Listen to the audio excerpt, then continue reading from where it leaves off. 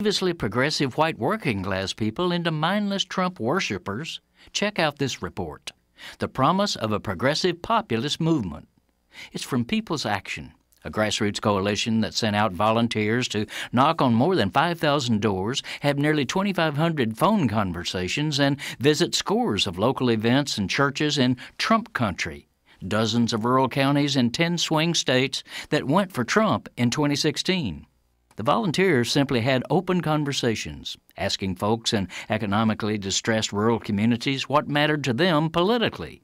The most common initial response was, "No one's ever asked me before." While Trump voters are predominantly white, the working-class families visited by People's Action included Black, Latino, Native American, and other residents living in these rural areas. Practically none were worried about the inflammatory bugaboos that idolatrous Trumpsters cite. Hordes of invading aliens, mooching poor people, fake media. Rather, what most concerned them was being told by word and deed that they, America's hard-hit and hard-working families, don't matter. Far from converting to the narcissistic church of the Donald, these voters saw Trump as merely a handy blunt force club to whack a two-party system that no longer speaks to, much less for, them.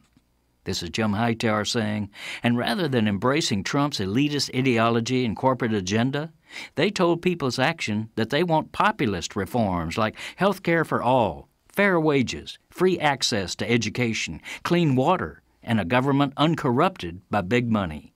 To learn more and read the report, go to peoplesaction.org/the promise of a progressive populist movement. This is KCAA.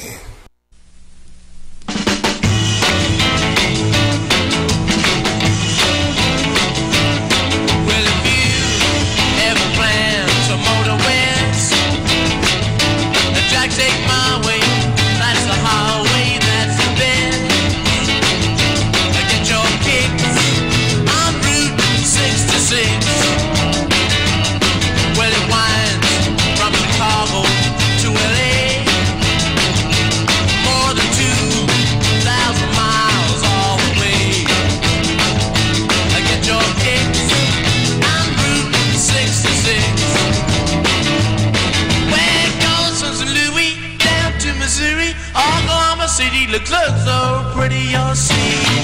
Amarillo, and Gallup, New Mexico, Flagstaff, Arizona. Don't forget Nona, Big Sun, Moscow, St. Bernardino. Get hip to this what am I supposed to do again? This is Robert Porter with the I Love San Bernardino County radio show on KCAA NBC 106.5 FM, 102.3 FM. 10:50 a.m. with Carmel Rowe in the house, where we will talk politics, history, and a tiny bit of culture. Today, I'd like to start our show off because we have so much to go over today. We got Jim LaGuardia in the house. We got Sung and Al chilling with us today again. And we'll go over a couple of local events that's going in the house. Oh yeah, we got Bruce. We got Bruce Wayne over here chilling, and he's gonna be our photographer today. A little shy to come on, but if he does like to come on later, he's welcome to come on. Yeah. So Robert, can we have an intern? I want to make my kids do that job. Yes, absolutely. My daughter got that Canon TI 7 Oh, wow. for her Girl Scout cookie Yeah, cells. go ahead and get that over there. Yeah. The Canon TI 7 for her Girl Scout cookie cells. And she really needs to be using that would be great. Well, yeah. It is a nice camera. I mean, they gave her the whole setup. Well, bring her in. You know that she's always welcome. I wanted you to teach the Girl Scouts the camera class, Robert. No, in fact, we'll have her coming in, and we'll on that day we can invite a professional photographer Mr. Tombuck. We'll have Mr. Tombuck come in here. Yay, Robert. Sorry. All right. Well, I guess before I do the history here, I'd like to. I was given the idea by Mr. Al Kelly over here to sing happy birthday to Dr. Margaret Hill in San Bernardino. And even though she might not be listening, I'll tell her later on that we did. And she's a really special lady and kind of like everybody's mom. On the first I Love San Bernardino, show I had on Mother's Day. I asked her to come in, and she came in, and that really meant a lot to me. And when I asked for a letter of recommendation from her, she helped me with that, and it helped me get a job doing tutoring. So, and then also helped me get a grant doing paleo days. She gave me a recommendation. So she's an overall great lady. She does that for everybody. I don't know how she finds the time. So I'd like to sing her happy birthday right now. Happy birthday to you. Happy birthday to you. Happy birthday, Margaret Hill. Happy birthday to you. To an incredible lady, incredible lady. All right. Well, now here's a little bit of history before we forget, right? Because we always got to study our history, because I keep telling people our common history will bring us together. Amen. And if we are from San Bernardino or from the Inland Empire, or we just moved here, we all share a common history. So what I would like to do is share about East Street in San Bernardino, where we have that the bus to nowhere, or what? I can fix the bus to nowhere. I know how. Okay. $250 million bucks. We'll talk. No, it doesn't even need $1 million. I know how. I got the whole truth. We'll talk that right next. Right. All right. Let me get. Originally named Salt Lake by the Mormons, who had the town surveyed and laid out by the same man who surveyed Salt Lake, East Street has always been the main north-south artery in San Bernardino. It was on East Street, midway between 5th and 6th, at the center stake for the town was planted by Bros, Lehman, and Rich, assisted by Mr. Hess, the surveyor. So basically, it used to be Salt Lake Street, and then they changed it to East Street, and that was the main artery of San Bernardino. It still is. Who would put a bus down it if they weren't going to do it properly? Ow! And I do have to admit that the other day when I was stuck right there at Orange Show and where everybody was trying to get on the freeway, and it's like that. It's like the 5 points of San Bernardino right there. The hell, yeah. Oh, they should have put it on Arrowhead. Or D Street. Or D Street, yeah, exactly. It's just a hassle for the public and for the business owners. Someday. But I know how to turn it around. Okay, well, let's hear it.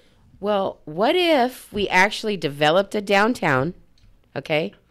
And then what if actually Hospitality Lane was thriving, right? And we turned it into the college kids bus to tour East Street, because we had marijuana dispensaries down East Street. And we had places where you can get off, like by Court Street Square, because they have these things. And then maybe we can build a little bit of housing, so there's other elements over there. And then the college kids could ride the bus to and from there, and they could smoke marijuana, and they could not drive their cars, right? And they can still be alive. And they could still be alive, and they could all have fun, and we could all have a happy life. But And it could be free. It could be free. Can I add one thing for Marvin Norman? Bike lane. Oh yeah, the bike lane. Yeah, I mean, like, I got the whole bike lane path, Robert, from uptown to downtown. if you could, I know how. and also, going from college to college is probably the main thing that does good for that bus to nowhere. Heading from Cal State San Bernardino to Loma Linda someday will be just a normal thing people do as they're taking sister courses back and forth, right? So. As that happens, there's no reason why it can't be a whole. You put fraternity houses down it too. You could make. I actually saw what was supposed to be, and then what our city half-assed. Okay, and it's very disheartening to me. But you could still finish that concept, and then better it, because if downtown, if you fix from 6th Street to like Right Alto, from H to Arrowhead, or Arrowhead, okay, the whole rest of the city would thrive, like, without our property taxes. And I'm waiting for somebody to really think about that, because if you do not study the city, and if you do not love the city, you do not know these things.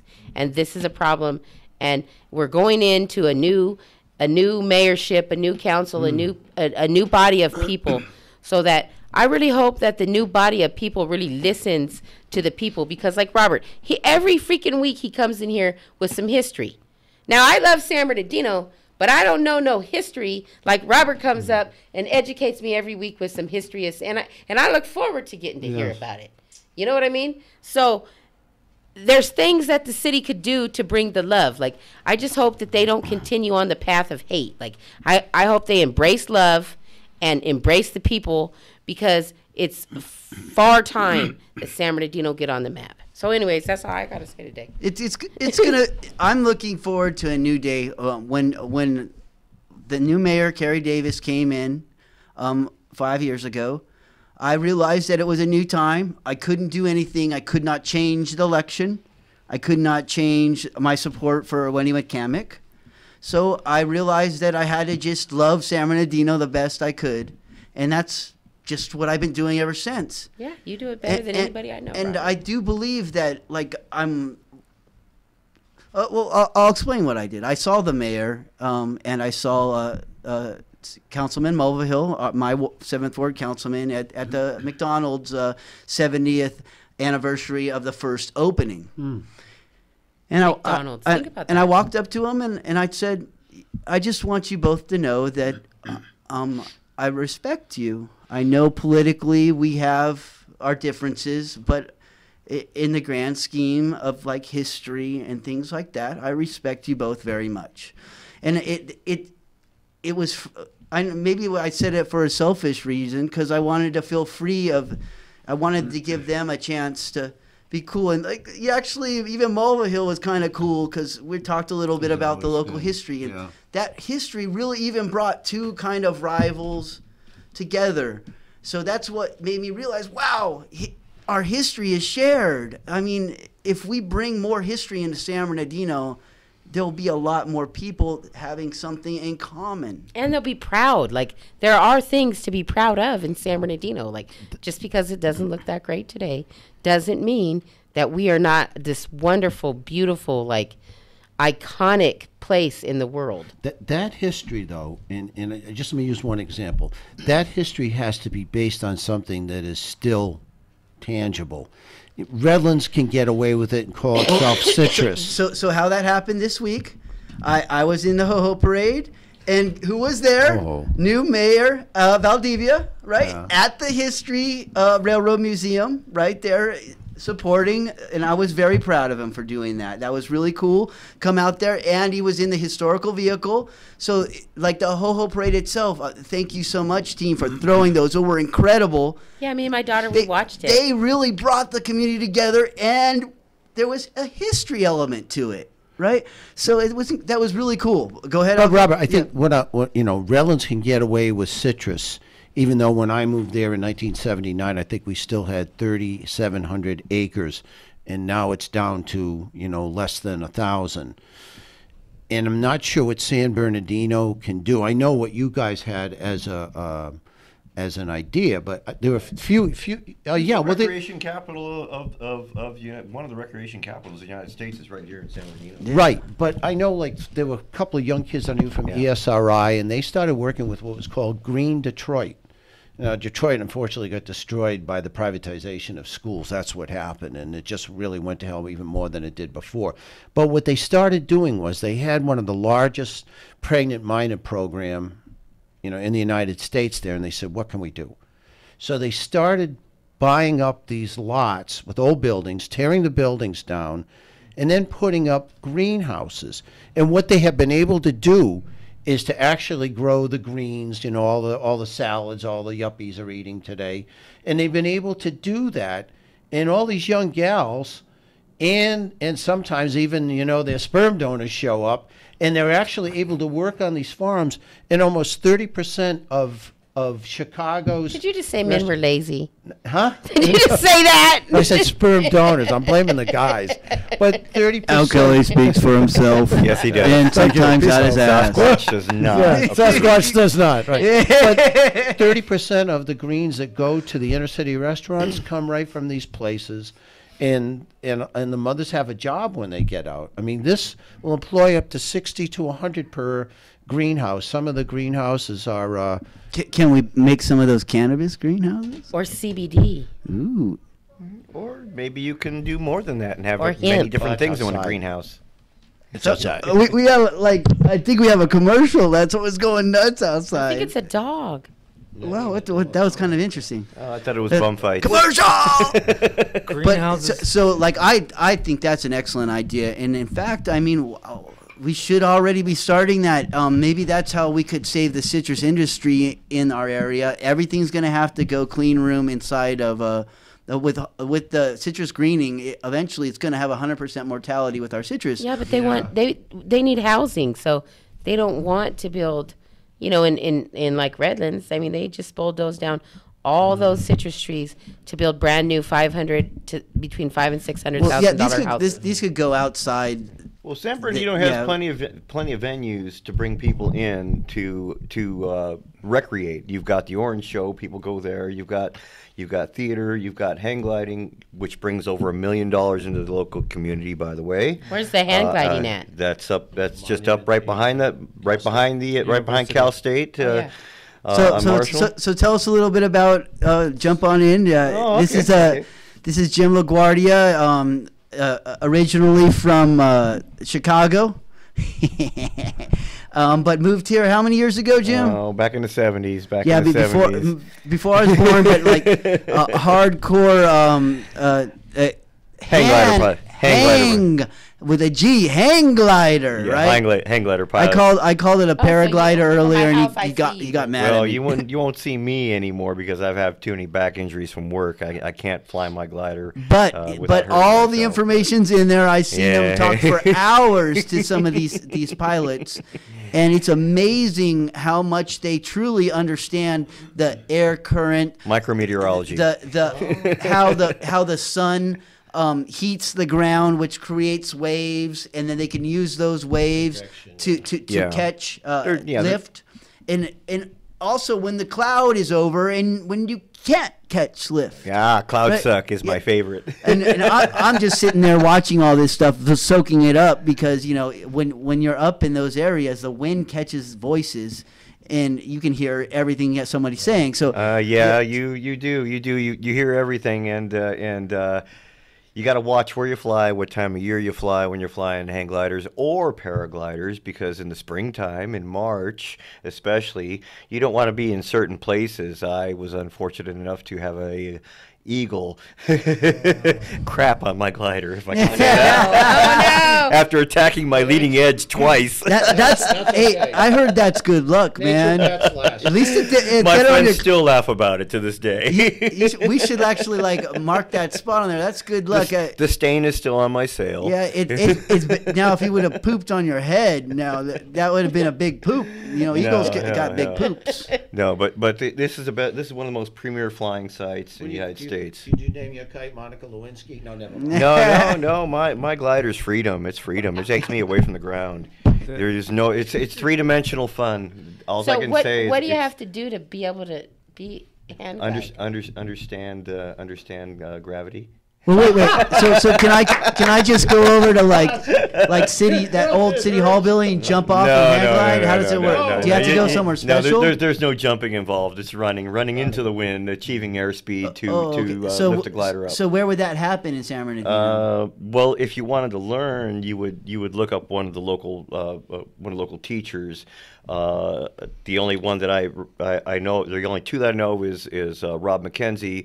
And Marcellus, and both of those are instructors, but I haven't been around hang gliding in a few years. When can you do this legally? Legally, you can do this right here on Marshall Peak or on Crestline. How do you get Do you have to be How do you trained? get there? You go all the way up Highway 18 to Teddy Bear Point. That's where we take off on Crestline, and that's 3,005.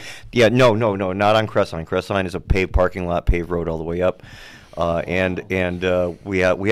club had the first federal lease for I didn't know for that. a launch. I thought it was just monument. No.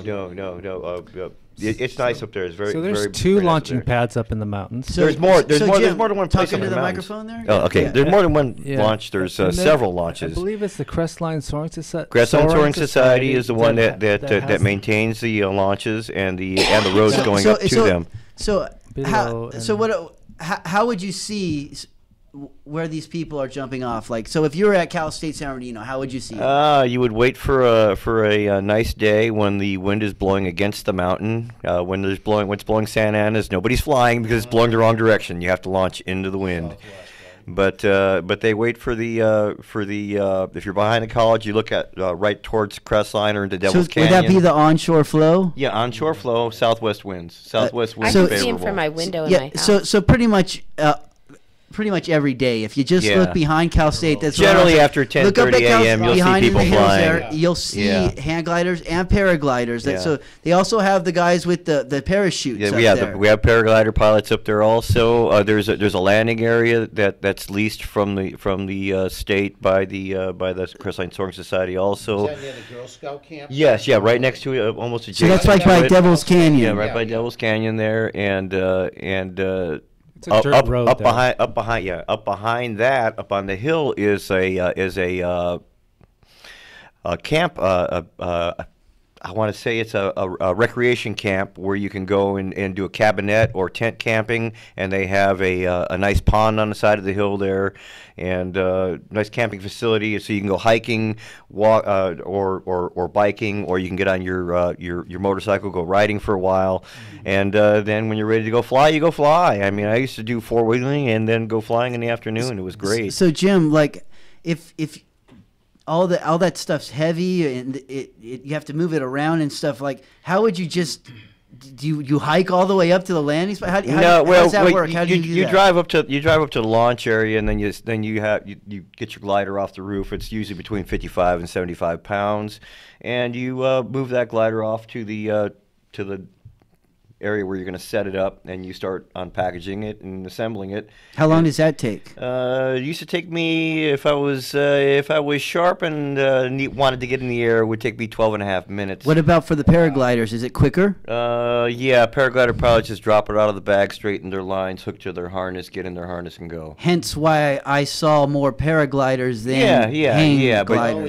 But paragliders cannot penetrate heavier winds. And so when the winds are at higher velocities, you won't see as many of them. Are you biased? I'm not biased. I'm not biased, but I will say that I lost several friends in the very beginning of the paragliding's infancy, and I respect everything that they did to try to learn how to get that sport off the ground. Well, we will dedicate this show right here to those friends. May they rest in peace. And all the glider pilots everywhere that have had issues, had problems like But that. now paragliding is actually safer than Then hang gliding, actually, gliding. I'll have to disagree with you And because it's twice the recovery rate from a stall. It's instead of 25 feet recovery rate minimum, you got a 50-foot minimum recovery rate. So I'll beg to differ. I don't like hanging below. I like being. We're gonna have to get a paraglider on here, and we'll have a battle. Well, no. I like Crestline would be Superman very mode happy. where you're prone and you're laying down and you can't. You have full control. I And like yes, that Superman mode. well, when you're doing a 130-degree wing over and you're just looking at the other side of the world and you're just going, oh yeah, and you're pulling about 2 Gs or 2.5 That's Gs. fun. It's fun. No, you have fun. You have fun. You learn how to do aerobatics. So you drive up there, like, and you got it off there and you took off, but like your car's still there. How do you get back to your car? Oh well, usually you buddy up, or you have a driver, or you have or you have another mode of transportation to get back up. You don't wait for Santa Ana winds and just go right back Yeah. up. No. Okay, but please explain what that one guy was gonna try to do.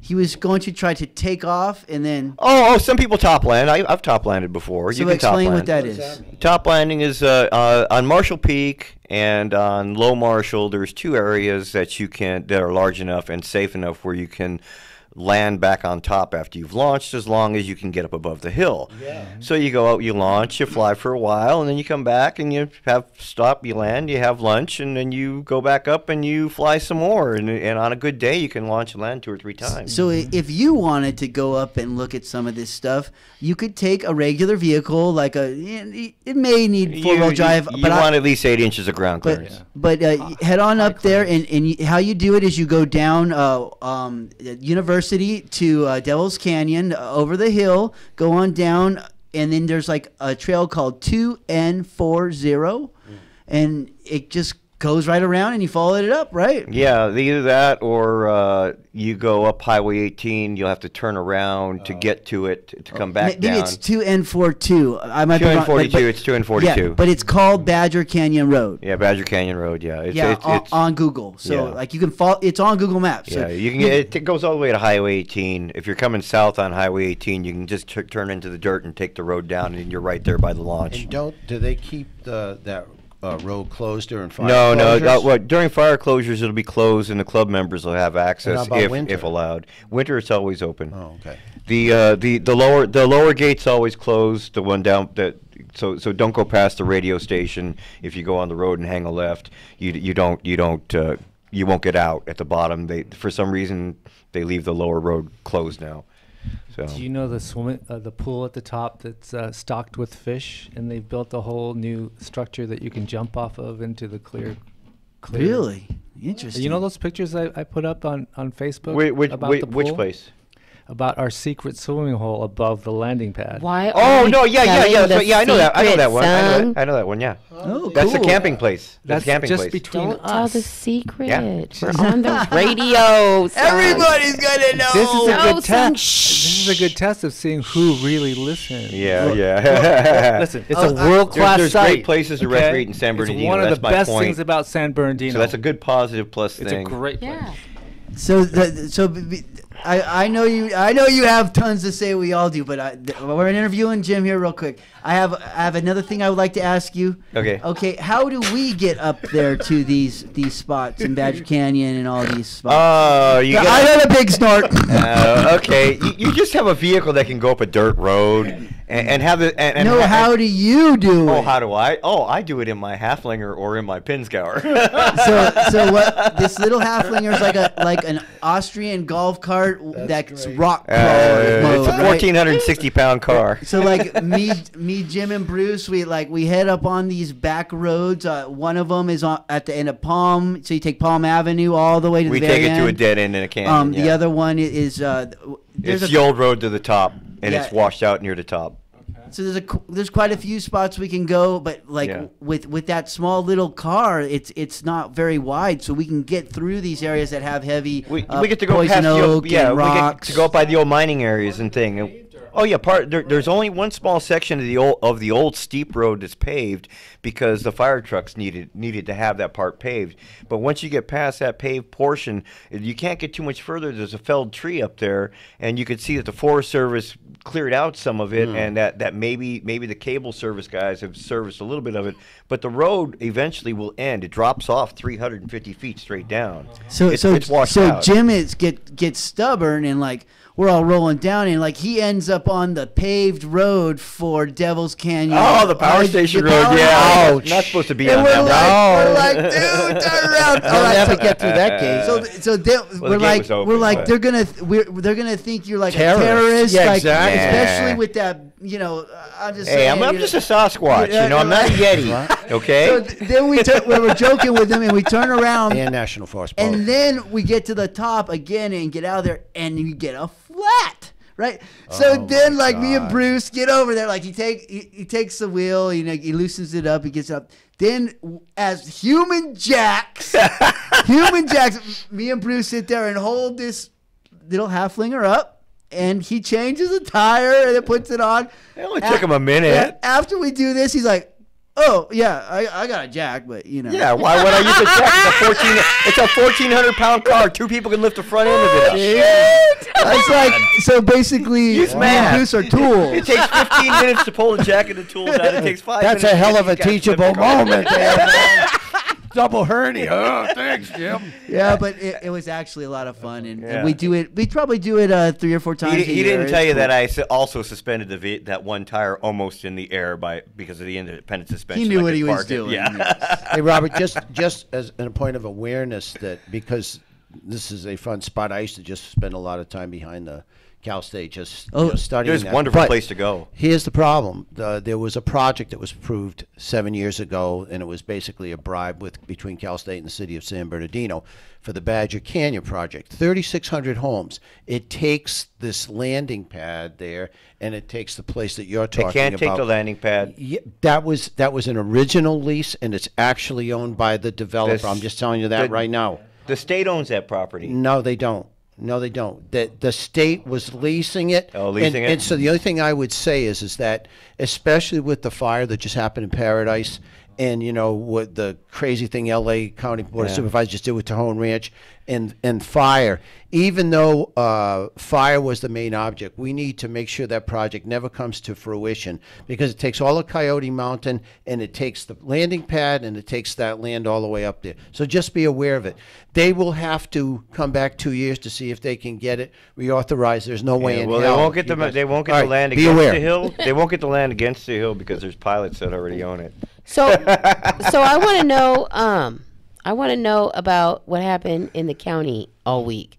Like I kind of was missing some, and I couldn't find all the Oh, information. shenanigans at the county supervisor meetings. Yeah, I want to know. Robert, I need the Robert, news. we We were okay, both, Robert, me and Al were both there. Yeah. And Al is notorious or nefarious or whatever it is over there. So go ahead. Oh, I just Is he worse than me? Well, the head of the Republican Central Committee, is that Yeah, what she she's is? my friend, Jan Yeah. Leja, and she was mayor of Beaumont. Called and- him out right at the microphone. Yeah, what happened was, as she was coming down, she said, I got to go first. Well, she was given number one, so Josie could ask this stupid off-the-wall question that asked her what she had to do with it and how she got along with people. We know that was an inference because she got an infraction with an election charge and she had to drop out of a state senate seat that went to Bo, who did the same thing, and then he just lost a supervisor, but they really set up Jan Leja. And I think then Robert got up there very eloquently and said, look you guys aren't going to have Chris Carrillo in, who, especially with the people that were televised in the desert, those were people that voted for Ramos. And so there was not going to be anything but 5 very right-leaning Republicans on there. And Robert said, there's no more balance. Now, I was supporting a Republican because I just said, look, we just need somebody in there I honest. didn't mind if they picked a Republican. Right. I just wanted it to be Emerson or one of the Republicans in Right. the center Th- because the people Okay. in I wanted that it to be area. They Sean need Flynn. somebody All right. that's sane. that but- would be all right too. So, Sean Flynn's a good guy. But the situation is that the county tomorrow, I'm going to ask that they all leave their seat. If they don't know the law by now and their legal staff doesn't know the law, they need to get the hell off that So bench. what did they do? They to- violated the Brown I Act. know They what they violated do. the Opens Meetings Hold Act. on. What they do? They did all these, the initial hold vote. on, See, hold they- on. No, wait, we I have wanna to see if know. they No, get- okay, I'm gonna explain it. gonna make it They up. did not violate anything yet. It has not been. They're They're investigating accused. I believe they They're did it. Go ahead, accused Al. of it. What? Yeah, What? No, but They're accused. I wanna but that's know. not. If there's a big difference between saying they violated and they didn't, but Okay, like tell me. they are under investigation for it, so they want to look into the Brown Act to see if they violated or not. Tell and of me. course, they're always going to say they didn't. And it wasn't only that they had one candidate have a different level of whatever importance versus the other ones, and having Jan go first so they could set her up with this Well, question. who got them in trouble for these violations? This was it Ruth Mussert Brown who Yeah. ran for a state senate seat, and she was really eloquent, and they shut her right up. But the Brown Act violation is, how can you people choose who's going to be with that or not? I mean, it was so incomplete. And the big so thing this is what they did. There was 48 different Right. possibilities for candidates, and they, in closed doors or in closed session, chose their 10 best. Right? So you're saying that they were supposed It to would do that in open have session. have it public record? Yes. Yeah, And how they did it. Then also they didn't allow public speaking at the second session So that possibly could have been a violation of the Brown Act as Because it wasn't a continuation. It was basically it was an open public meeting. So they did say it was a continuation. By the way, yeah, when but that's not a That was their continuation excuse, if it's the yeah, same process. Yeah. So tomorrow I'm going to put Robert's name in for supervisor. He's going to put mine in for supervisor. We'll put all you guys in if you want. I want to be the supervisor. I was gonna Beautiful. go, but all right. I nominate Carmelo for supervisor. You have to Especially since Mr. Emerson doesn't even live in the state anymore, and he runs a little shack, and that's how he can get his legitimacy in. all is I mean, if Carrie Davis can run, Carmel Rowe can definitely run. Everybody wanted Carrie Davis, and he got shellacked. He needs to stay home. Who would want him? Right. I just want somebody that's sane, somebody who has good policy. I don't care what party I they're at, want but to they see better have Sean good Flynn policy. as the county supervisor. If you guys are going to be speaking tomorrow, You guys are nuts, man. if you guys are going to be speaking tomorrow, please speak on behalf of Sean Flynn. Like, we had him on the radio show. I read his book. The guy is no dummy. Like, if you got to know about how you're going to make some money and how you're going to survive and how you're going to take care of people, I believe Sean Flynn is the right person for the job. Well, like, if Chris comes back to the table, Chris who? Carrillo, he deserves another opportunity because that was Ramos's pick. But Sean Flynn is a nice guy too. All right, but we really have no freaking choice. It's those people up there that weren't even listening. we have a choice. No, this is what I'm saying. They were not listening to anybody. So you know my technique where I take the camera and put it on the speaker. They are in for a surprise. Oh, you got them good. Yeah. Well, no, I haven't really done it too much yet because, just to be honest, I was new. I was a freshman last meeting. Carmel, so. this I've is been it. there. You know, I've been going to those for over 35 That years. guy who dresses like a clown, was he there? No, he doesn't get there too much anymore. But anyhow, Robert shows up. Now he sits right next to me, and he's sitting next to me in the handicap chair and stuff like that. So, but it's really funny. I watched the dynamic because I know a lot of them, and they were like, and I could say I heard Robert Porter. They got everything. They got cameras outside, cameras inside. It's like, oh, shoots. Yeah. They were all scared of Robert. Yes. He didn't say anything. So there was quite a few people there that said good things about the mayor and like whatever. He did he's got to apply for other jobs too. So I don't hold anything against anybody. They're all there to try. Who gives away all of our property tax dollars? No, but I yeah, I can't know. Get your EDB card now. And charged us $154. Can go up 3% per annual and per year. So that's I just why hope they don't put that's the why we move 3% on to per the annum next per year. year. But I would also like to talk about we do have That's why he has a chance in the county. something super important going on Wednesday. It's going to be the new installment of Sandra Barra to the second ward. And Teddy Sanchez to the first ward, right? Welcome, Teddy. Mayor Valdivia. John. Ooh, totally cool. Well, we'll see if San Bernardino has hope. Yes. And then guess what we'll have? We will have 5 and 2, or at least 4 and 2. Yeah, we'll with have veto power. We'll also have one missing seat. So that means we will have another election. Oh, jeez. Aren't you guys ready for another election? No. Me and Sung were talking about this after our last radio show, and me and Sung think that we should just leave the seat vacant, so we don't have to waste all that. Because look, No, you don't have to waste money. no, but here's the actually the real thinking, is that we should leave it vacant because right now it's 4 and 2, right? And 4 and 2, the mayor has veto power, right? And so then the mayor can kind of actually be a little bit in control. And that was really John's ward. So he's not really going to do anything that's going to screw it up. And he's not going to kind of really drop it. And it's not really giving him 2 spots. But it's saving us the money because... Ain't gonna How many? happen. How We're many? gonna vo- get- No, that's a waste. wait, How many voters are there? How many voters are there in that area? Let me just tell you something. You get those voters together for one night and you tell them, put your hand up if you're for this guy. Put your hand up if you're for this guy. but Let's here's not the waste thing. money. Here's the thing, Can't though. we do things the old-fashioned way? But here's what Henry said. Like, it's going to show your ID when you show up. No, look, it's going to dang near take a year to get this person into office, and for them to have very little time. So it just doesn't really, and I don't really agree with this appointment type system because as we see, it's flawed in the county. Totally. You know, I mean, if it was for like 4 more years, I could understand. But if what Henry you can't just do that because basically the state will just do it for you. They have 11 more in the days. county, that doesn't necessarily Then mean let the in the state city do it. because Well, the we are a charter No, city that's and we the- write that's- our own that's rules. No, that's actually state law. They have That 11 more days, or the governor appoints who's going to be. Yeah, on in the board. county. We don't need Jerry But in the Brown county. giving us anything. Yeah, we need to pick our He's own. already I destroyed really enough. think we need to pick our own. Oh, they're going to pick it for us, Carmel. It wastes. Like, I'm not talking about the county. I'm talking We about need- the third ward. I think we need to get Valdivia somebody who's going to work with him. And that would be the best possible option for the third ward. And I do like Juan Figueroa. He's a cool cat, man. And if we can get him to go, he would be someone who would be for San Bernardino. So do you think Scott Beard is going to try to send somebody in to try to defeat the third ward? Oh, be nice to Scott Beard. He's No, a I'm good being guy. nice. I'm asking a question. No, he's not over there, man. This Hey, guy- It's 20,000 If he was here tonight, you could make fun of his tie.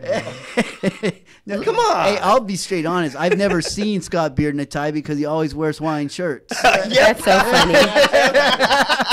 for years. Yeah, he's got his Hawaiian shirts, and I have a lot of respect for him. He's definitely a hardcore opponent when it comes to politics. Obviously, Mr. Kelly, if you feel that way, he's definitely I put just wanna sour know. taste in your mouth. George Carlin, 7 words? No. But like he'll be the first guy to come up to me, shake my hand, and give me a hug. Man, he's on a personal level when we're talking about kids or family. He's or a good man. Things that he does care about, San Bernardino. Yeah, he's a real good guy. he's really I nice, I can yeah. separate politics From the person. and we have to do that more and more and more because. But we need to put San Bernardino before you put your own pocketbook. Exactly, San That's what we Bernardino's need got to to put. be what Well, we care about lawmakers have first. to learn that they are hired by us. They're to do servant their job. They leaders are to the servants, people. and they are not supposed to do their own whim. All They're supposed to do do the what the people's voters tell them business. to do. All right, I'm gonna jump on to another subject here because it's super important. But I did see Mr. Sung at Hi, Sandra. another event. We saw him at the it was called the Art Walk in downtown San Bernardino, right? The Breezeway. The Breezeway. Breezeway. Okay, so like Court Street, Court Street. Do they call it square? 4th. And it's like an alleyway that goes through these. It's San Bernardino Fitness. Between buildings. Yes. Goes all the way through. An old alleyway, right? So old. I saw Nick Cataldo over there, our local historian, and he was going to give a walk of it, right? So basically, okay, are you guys paying attention over here? All right. So basically, what they did is they had this art connection art walk, and they had local artists from San Bernardino show up there and a dinner. And Green Shack provided the dinner, but then they walked around San Bernardino and checked out our buildings, checked out our history, and had Nick do this. There wasn't enough people there. For me personally, I think we should have had more of the community come out there. So we need to start. Try it again. So these things need to be. Okay. Worked with the city, right? The city does need to have a part in these Okay, things. the city has $300,000 for artists in their Okay. budget right now. Why have they not offered that to the artists of this city? So what we need to do is we need to ask about this, right? on Wednesday night, it would be a really good But question to that's ask. a block grant that you have to apply for. Yes, you have to apply for it. But you know what? We had a bunch of art money, and then the before mayor this and the art council talk, took right? 400,000 of it, and then gave us like 300,000. So there is 300,000 already sitting there. Yeah. And I hope they don't just waste it like they did when they put those stupid little balls with painting around the city. I mean, Yep, that's that what to me they'll was the most do. ridiculous. You know what you put around the city? This is what you would put around the city. Bear traps. Trash cans. Yes, Beautiful trash trash cans. I cans. agree. No, here's what you do. You get Beautiful trash artists cans. to Yes, paint I know. trash Yeah, cans. there you Yes. go. And you put them all over the city. And Beautiful. then you pay the artists for the time. You And- put the money back when you into get- the community. And you keep enough cash on the side so when it gets spray painted, the artist gets a little extra money to go repaint it. Yes. You know, it makes sense, and they could even apply in the beginning for the type of art that they would paint on there or whatever. You know. But you know, I want to say, Like, what are you I thinking want to over there, buddy? say that the city of San Bernardino in the last, like, I'd say week and a half. It's kind of funny. Has actually been been doing a good job getting information out there. Yeah. And I'm saying for the last 5 years, what was the problem with getting the information out there? I've always complained about how the city doesn't communicate with its people. They wouldn't It's- even. They pretended it's- like I Love so- San Bernardino well, exists forever. I think it's true. All of us and all of them, we're all live in our little silos, and we don't really work together. And we have yet to do that. Once we do that, I think we'll have San Bernardino. And I it's, think it's we all bringing can us agree together. to that too. The love, Yeah. the history, the art, all these things. The women's real club. estate. Yeah. Yeah. The real estate. Yeah. Yes. I mean, what's going on with The real water. estate? I'm just saying, you're saying that we can all agree, yes, because there is something in San Bernardino for everybody. There's the history, there's the politics, there's the love, there's the dogs, there's the grants, there's the this. We're the gateway to, We're the to all gateway. recreation in the mountains. And look, there Ga- is nowhere else in this inland Orange County, LA area, no surrounding area that you can buy a house for $200,000. Yes. At all. And in that And- area, and I- you can go to an airport and fly a private plane. You can go fly hang gliders. You can go ride motorcycles. All this within 35, 45 minutes. You can go skiing. You can go fishing. So, Carmel, Take a go tour of the hiking. windmills. You Carmel, can, yeah. I don't. Like a hub of life. It is. What makes then, if San Bernardino's having such a difficult time, then what defines Colton? What defines Grand Terrace? Well, here's the problem. Like, my mom kind of describes San Bernardino to the county as like a baseline whore is to the city. And so it's because we get all this grant money. And so I believe that people believe that if they actually fix the problem, they would cut off their own income, especially the county. But all they really need, they wouldn't cut off their own income. They would generate a new job for themselves. And instead of like hating to go to work, they would be like, oh my gosh, we made this big difference. Okay. And we're moving on to the next, because you can always get grant money to make things beautiful. Somebody just has to write it. And you're never going to take all the poor out of San Bernardino. Okay? But you can use everything that San Bernardino has, because as Councilman Nickel so nicely stated last week, we need sales tax dollars. We don't have property tax dollars. What are we going to survive with if we don't have people spending money? And if we don't breathe new life into our city, what do we... Stop building warehouses and start building buildings where people mean, are going what- to have business. You know what? Why you can build a brand new house, and you could charge under $300,000. Well, You that know, too, but people- you need businesses to support, You- and we're but- lacking that. And when I was in LA, I saw a lot of huge apartment complexes that look like little cities on their own. Yeah, They and, are, and yeah. you One of know, those. you Yeah. could take some of these old ancient buildings, and you could make like planned unit developments. You know, you could make upscale apartments to where it's $2,200 a month for rent. It's coming on 8th Street, 8th and 8th. Yeah. No, they're not going to be charging $2,200 a month on 8th and E. That's what they're not. Carmel, the city that I came from, Pawtucket, Rhode Island, I left it in the 70s. I'm glad that I did, because it was basically an old wire and dyeing and bleaching mill town. That's all it was. And it was bad. But what happened, some real entrepreneurs in the 80s took some of these old mills that were all on major rivers, cleaned the rivers up, and fixed them up, and they're still, very affordable.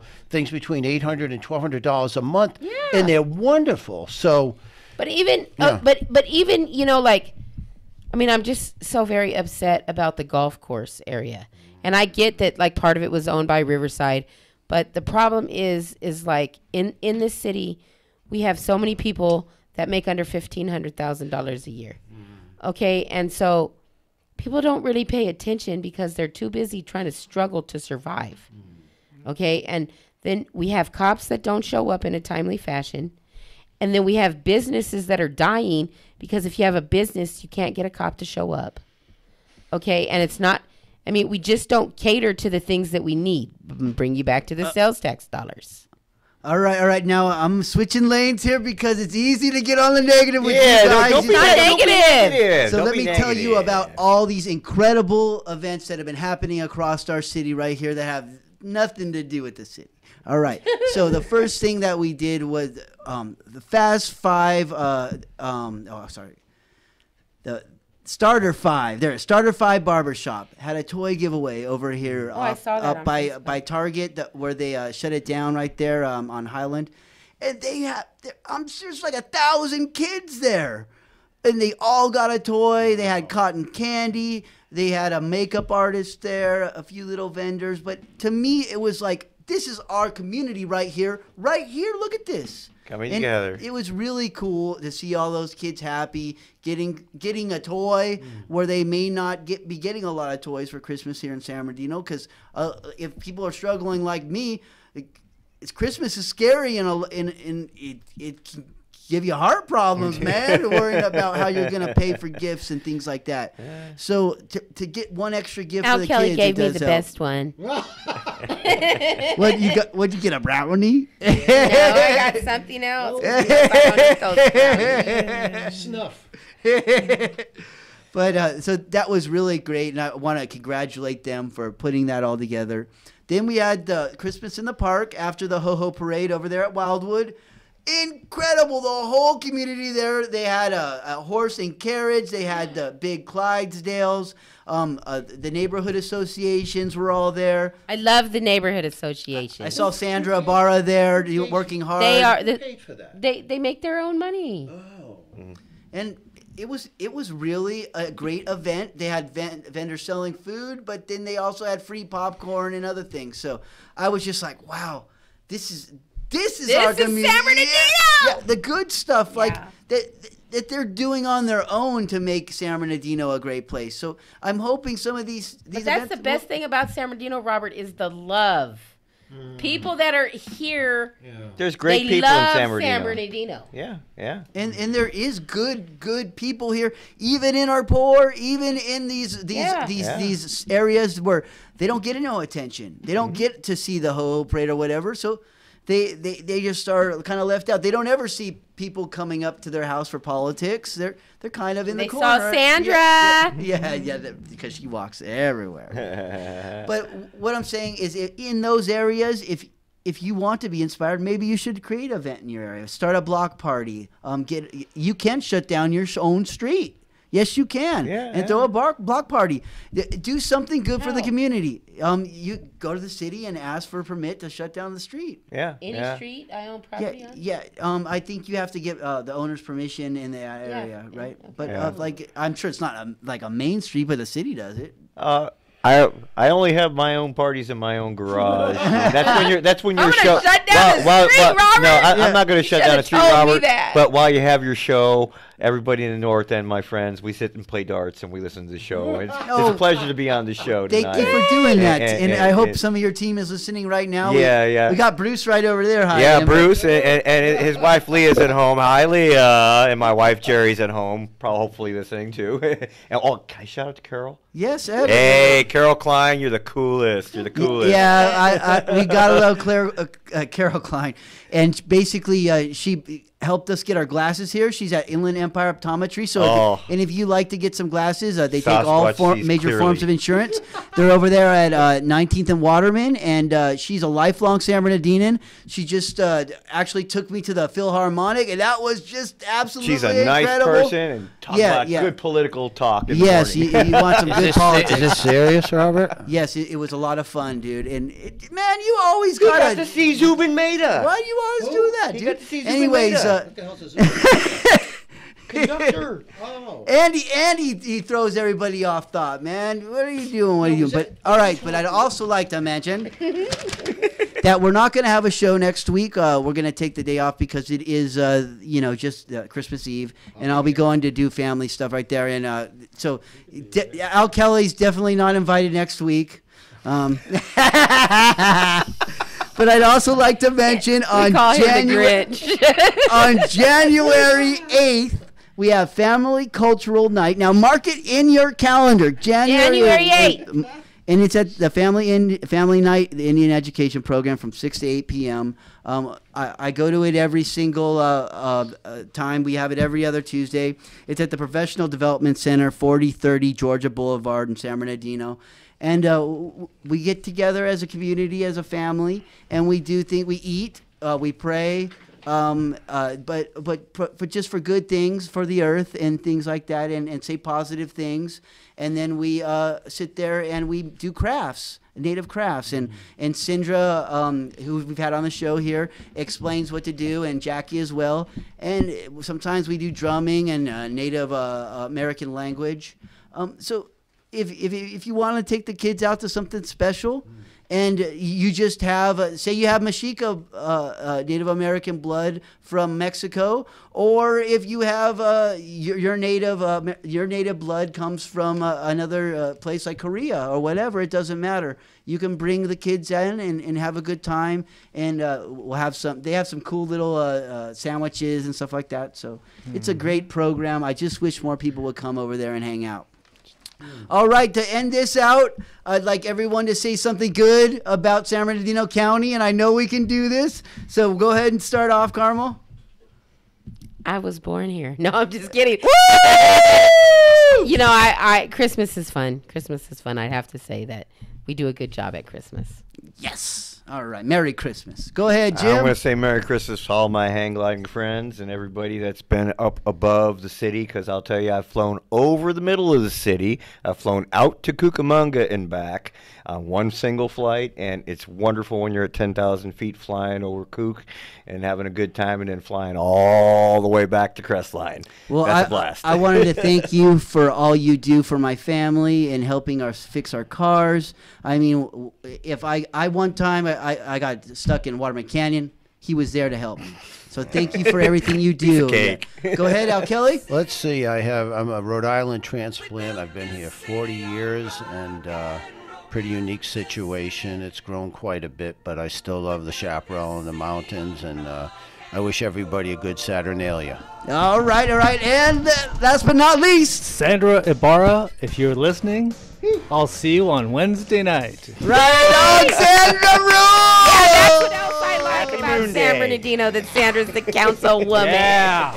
And this is Robert Porter and Carmel Rowe with the I Love San Bernardino County Radio Show, and we are out of here. Rod says good night. Goes to that kind of place, knee deep in the hoopla, sinking in your fight. Too many runaways eating up the night. KCAA Loma Linda, 1050 AM, 106.5 FM, and